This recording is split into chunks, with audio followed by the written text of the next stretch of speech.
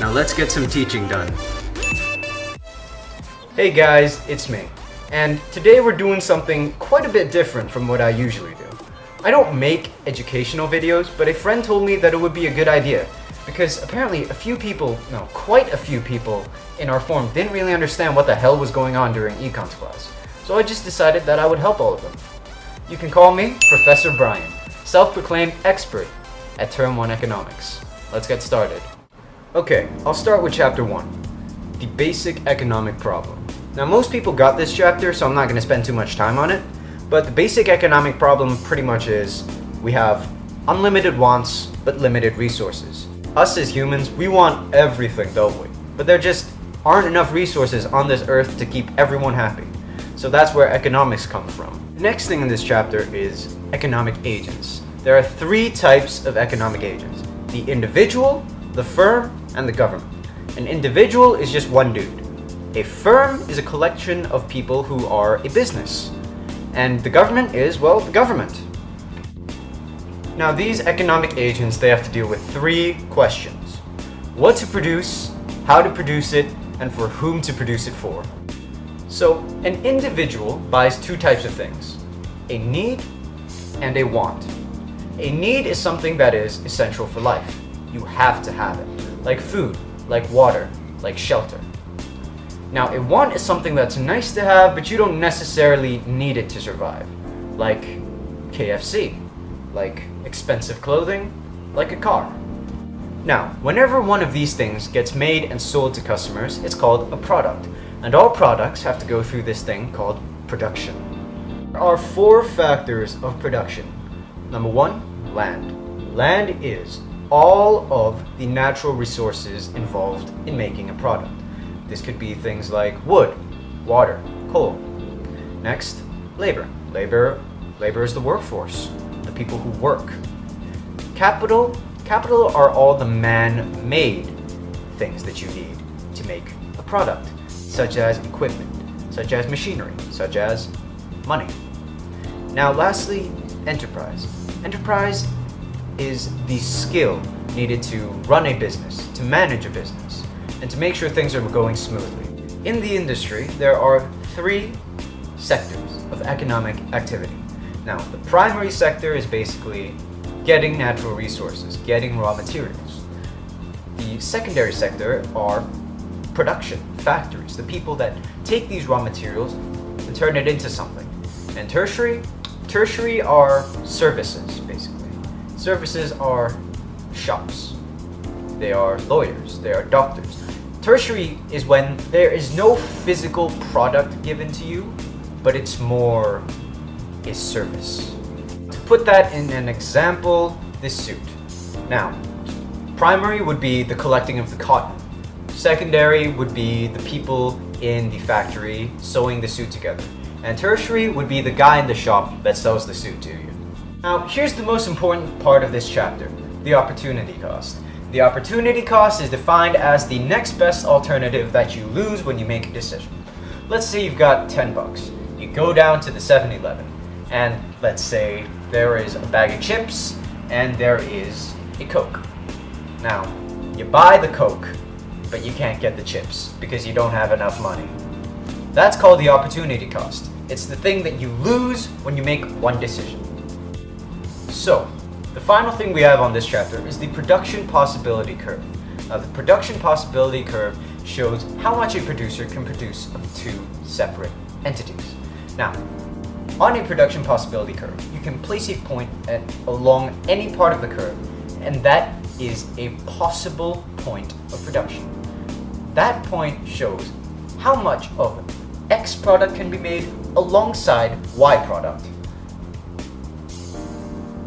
Anything underneath the production possibility curve is inefficient. It's not using its resources to its greatest potential.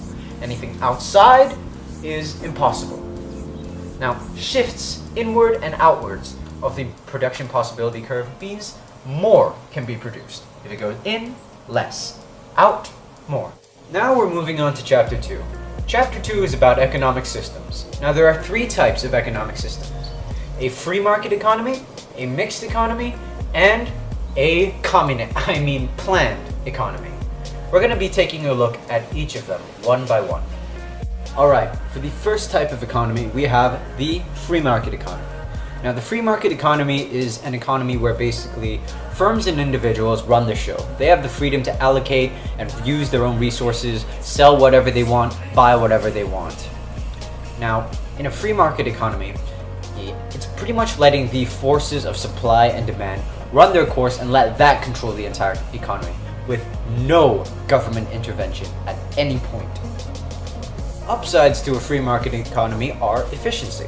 There's a lot more efficiency in a free market economy compared to other economies because firms are constantly competing against each other to produce a better product that customers will buy. Now, because they're competing, they're going to try everything they can to make their product better. They're going to make their production faster, higher quality, better. And better products means, well, better products for the consumers. The next is economic freedom. The choice for an individual to choose what product they want from which brand, from which company. The next is incentive.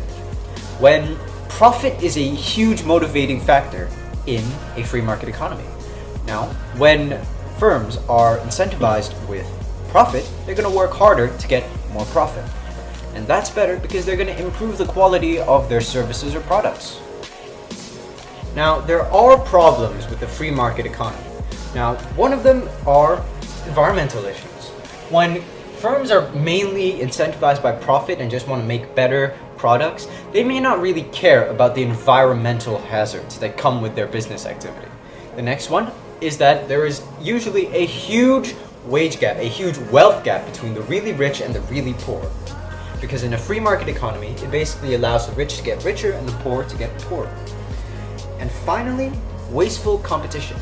Competition is in some ways wasteful because, they make huge billboards with color and try to get your attention, and they make their packaging in a very nice, attractive way that's not really necessary, and that's kind of wasting resources in order to do so. We have the centrally planned economy. Now, the centrally planned economy is basically like your Stalin's Russia and your Mao's China of the world. All economic activity is controlled by the government. They control everything. What is sold, how it's packaged, how resources are used and allocated, and even the jobs that people have. Now, centrally planned governments, they're usually found in countries that are either communist or socialist. Now, there are some good things about centrally planned economies. Number one, economies of scale.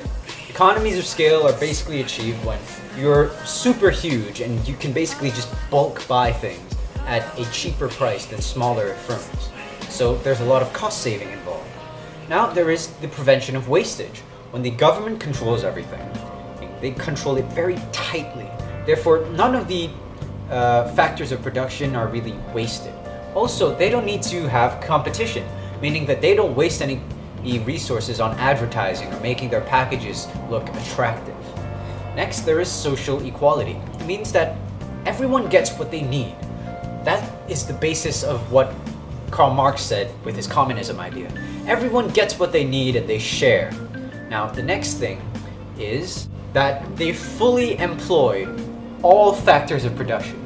Pretty much none of it is wasted. They are all used efficiently, or as efficiently as possible, to prevent wastage. And of course, as you know, there are plenty of downsides to a centrally planned government. Number one, the lack of economic freedom. Remember how I said in the free market economy, there was so much freedom for the consumer to buy and choose whatever they wanted. Well, that doesn't exist in a centrally planned government, because when the government supplies everything, there is one brand of soap, the government's brand, one brand of cereal, the government's brand, one brand of clothes. Next is that there are a lack of incentives for people to work harder. When profit is no longer an incentive factor, when all profit goes pretty much to the government, there's no real incentive for people to work harder for more money and for more profit. Therefore, they're probably not going to innovate as much.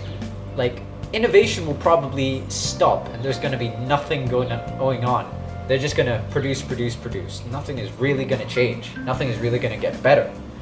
Next is bureaucracy. Now, because it's run by the government, it means that businesses will be run by the government. And sometimes the government doesn't really know how to run a business, because bureaucrats, these government officials running these companies, they may have no idea what the hell to do, and they do not take risks as most brave entrepreneurs do. Therefore, it's a problem to put them in charge when really they might not be the best one for the job. And finally, we have a mixed economy.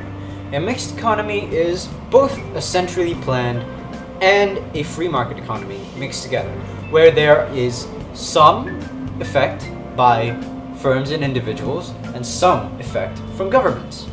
Now, put them together, that's a mixed economy. Pretty much most countries on Earth right now are mixed economies. Malaysia, the US, everywhere, it's mixed because there is no single country out there at this moment where everything is controlled by the government or where everything is controlled by firms and individuals.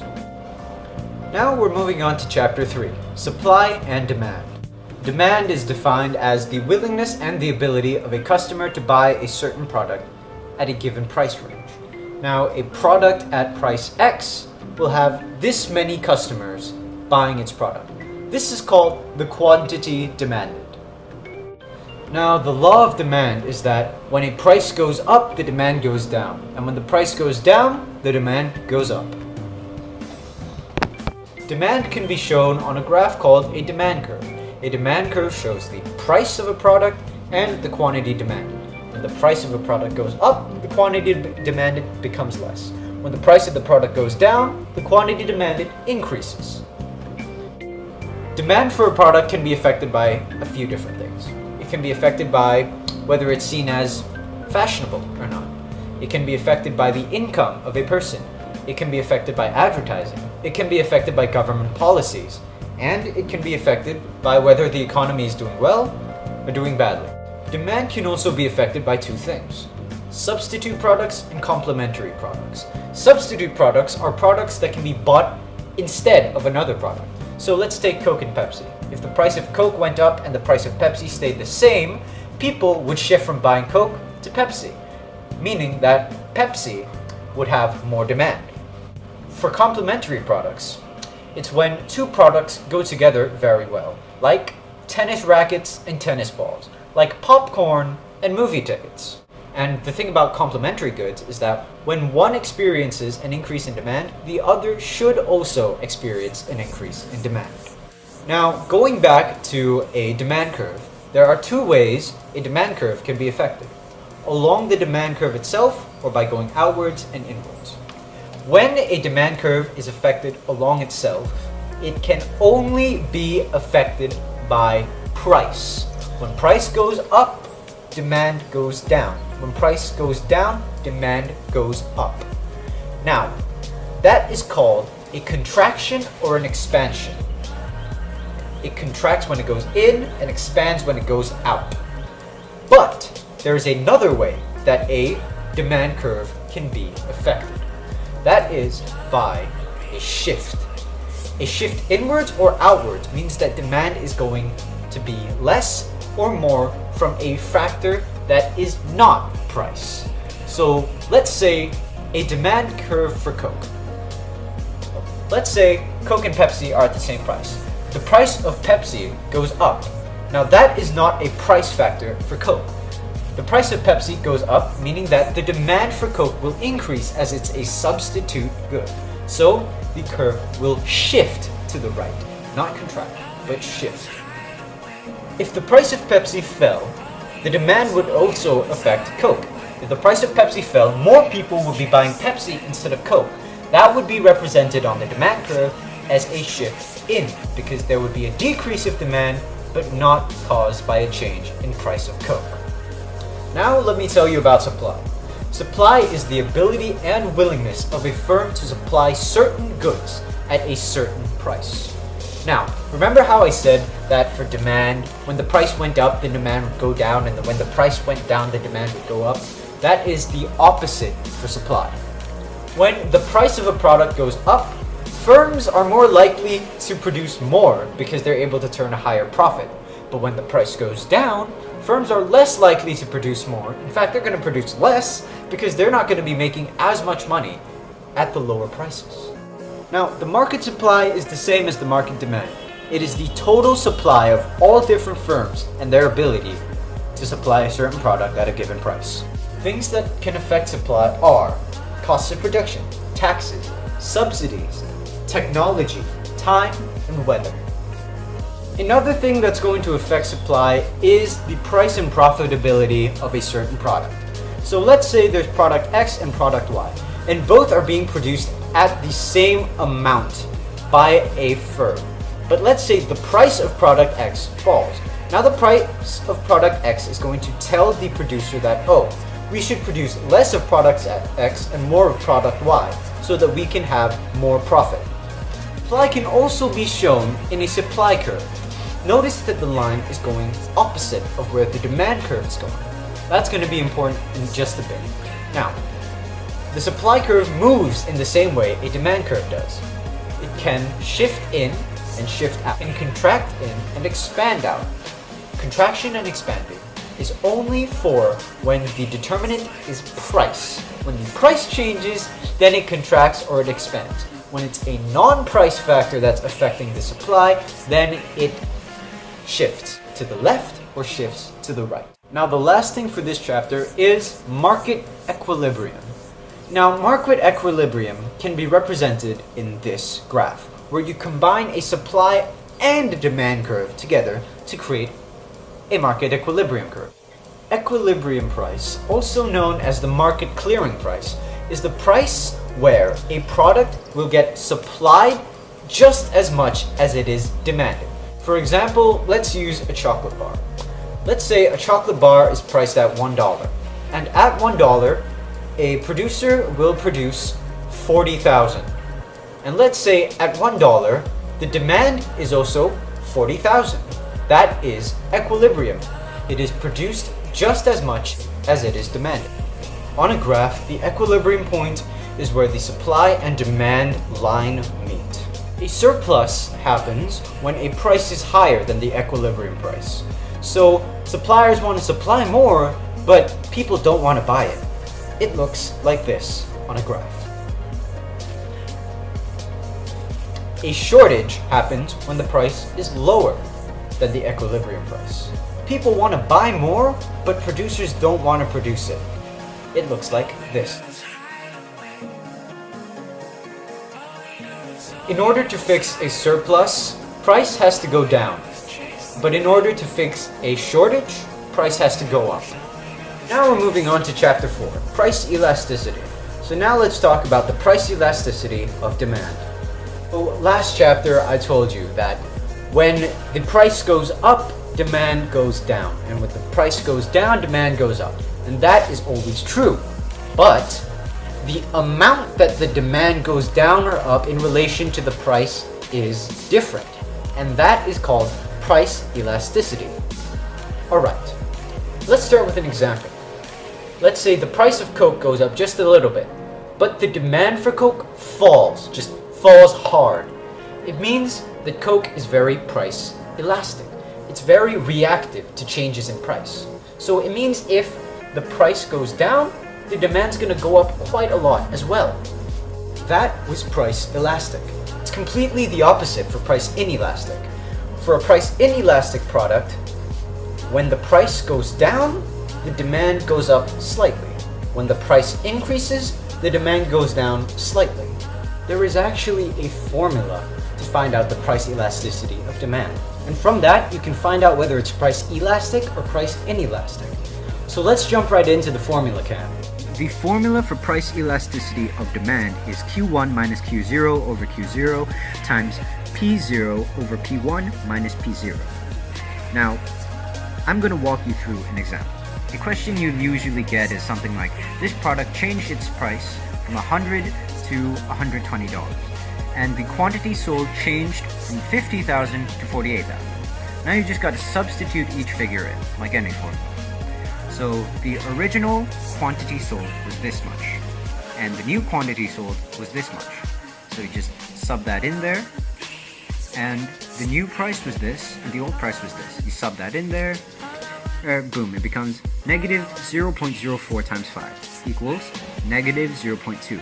You take off the negative, and the answer is 0.2, and that's your price elasticity. When the price elasticity of demand is more than 1, it's considered elastic.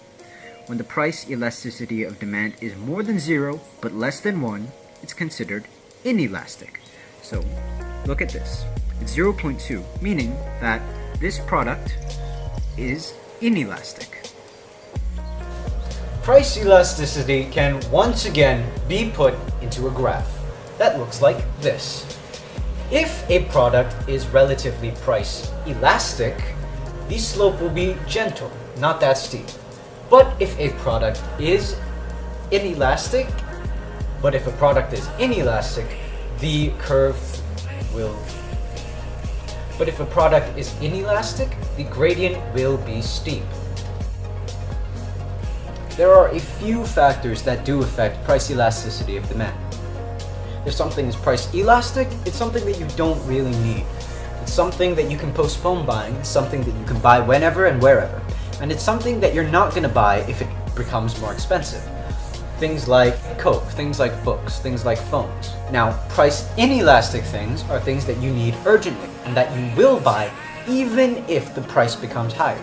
Things like water and things like petrol, things like rice. Now, moving on to price elasticity of supply. Just like price elasticity of demand, price elasticity of supply is how much the supply changes when there's a change in price.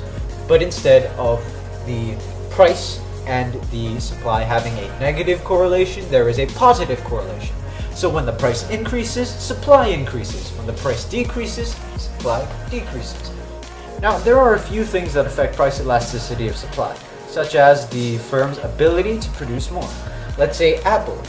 Let's say the price of apples goes up and the producer wants to produce more, but they can't. Another factor is that if there are many firms in the same market, like let's say restaurants, they will be quite reactive to changes in price and there will be quite supply elastic. But in a situation where there are very few firms selling your products, such as pharmaceuticals and medicine, and there will be no need to be very reactive, and therefore their stuff will be quite price inelastic. So now we're moving on to market failure, the final chapter of today. So, what is market failure? Is market failure a catastrophe where the market just completely collapses and everyone dies?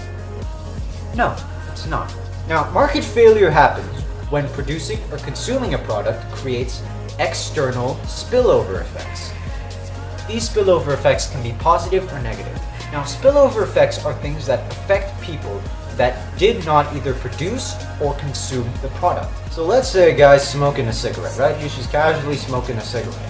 But there's people around him, and the people around him smell the cigarette smoke. They inhale the possibly harmful cigarette smoke. That is a spillover effect because they didn't produce the cigarette and they didn't buy the cigarette. And the people unwillingly inhaling the cigarette smoke, that is a cost. Market failure is when the market fails to account for the cost of these spillover effects. So let's break it down with my cigarette example. When a producer produces a cigarette and when a consumer buys a cigarette, that money exchanged and that production is called the private cost. Those are the actual costs that are covered during the production and consumption. Now there are also these things called external costs. Now this is the people that inhale the cigarette smoke unwillingly. This is the person that just throws away their cigarettes anywhere and just litters. Now, both of them coming together, the private costs and the external costs, they come together to create the social cost. And the social cost is so-called the true cost of a certain product. But you see, no compensation is paid for the external costs. That's why market failure is a thing. When external costs aren't being paid or they aren't dealt with properly, that becomes market failure. So what happens is that the government tries their best to solve market failure by doing a few different things. Like number one, adding taxes. Now, cigarettes aren't actually that expensive to make. The reason they are so expensive to buy is because the government taxes them heavily in an effort to stop people from buying them. That stops, to a certain extent, market failure. They also restrict how old you have to be in order to buy cigarettes, and they also restrict where you can smoke cigarettes. All of this is an attempt to stop you from smoking, which is number one, bad for your health, but number two, and economically the answer, they want to stop spillover effects. Now let's move on to the other side of market failure, the benefits. External benefits are basically the same as external costs. The only difference is that they are benefits and they are costs. External benefits are the benefits that are not accounted for in the actual price and production of a product. So let's say a guy has a garden. The cost of that garden is the plants that he buys, the seeds that he buys, the fertilizer that he buys, and the benefits to him, well, he gets a nice garden and possibly vegetables.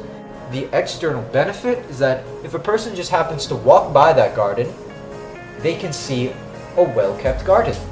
That visual stimulus is an external benefit to someone that did not buy that garden. In a similar way to how the government would put taxes and rules on things that cause external costs, the government will try and subsidize or give money to things that provide external benefits. For example, public transport. The government might subsidize public transport to make it cheaper so that more people use public transport over private transport. Because private transport is bad for the environment, so the government wants people to use public transport. The positive external benefit is that the environment isn't harmed as much. And that is pretty much it for market failure. And that also means that that is pretty much the end of this video. Now, as a disclaimer, this video is not all you need to watch in order to get an A or A star in Econs. This video is pretty much just here to help you understand what's going on so that you're not lost in class. So guys, I'm just hoping that you learned something from this video and it cleared something up that you didn't really understand before, because I just made this video to help you guys out. So like, comment, subscribe. Let me know if you think I should make another one for when term 2 rolls around. And I'll see you later, guys.